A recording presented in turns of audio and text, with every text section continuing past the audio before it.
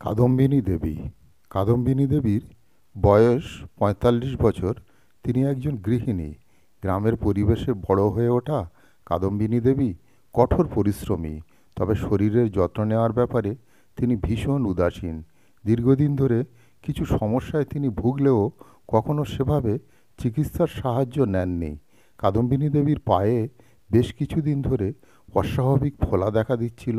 বিশেষত হাঁটু ও গোড়ালির চারপাশে ফুলে ওঠা ব্যথা এমন পর্যায়ে পৌঁছেছিল যে হাঁটা চলায় ভীষণ কষ্ট হতো।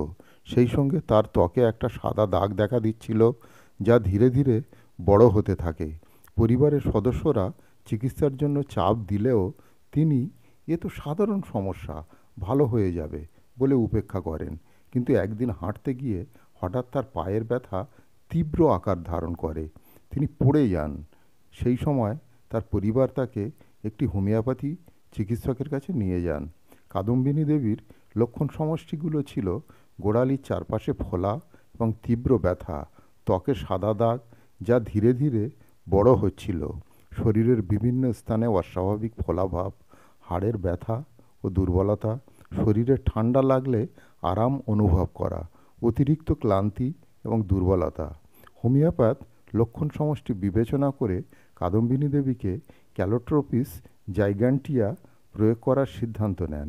এটি বিশেষত ফোলা, প্রদাহ এবং ত্বকের সমস্যার ক্ষেত্রে বিশেষ কার্যকরী। ক্যালোট্রোপিস জাইগ্যান্টিয়ার কার্যকারিতা শরীরের ফোলা এবং প্রদাহ কমায়, ত্বকের সমস্যা নিরাময়ে ত্বরান্বিত করে, জয়েন্টের ব্যথা অস্থিসন্ধি সমস্যায় উপশম দেয়, শরীরের অস্বাভাবিক ফোলাভাব দূর করে।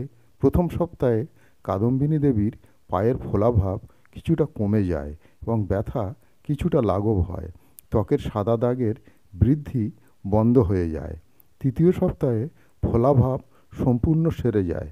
কাদম্বিনী দেবী হাঁটাচলা করতে শুরু করেন। ১ মাস পরে কাদম্বিনী দেবীর ত্বকের দাগ প্রায় মিলিয়ে যায়। পায়ের অস্বাভাবিক কার্যক্ষমতা ফিরে আসে। তিনি স্বাভাবিকভাবে হাঁটতে শুরু করেন। কাদম্বিনী দেবী নিজেকে অনেকটা সুস্থ এবং শক্তিশালী অনুভব করতে থাকেন। তিনি চিকিৎসার পরে পরিবার এবং নিজের প্রতি আরও যত্নশীল হয়ে ওঠেন। তিনি বুঝতে পারেন শরীরের ছোট্ট সমস্যাগুলোকে অবহেলা করা কখনোই উচিত নয়। তিনি ডাক্তারবাবুকে ফোন করে তাকে কৃতজ্ঞতা জানান।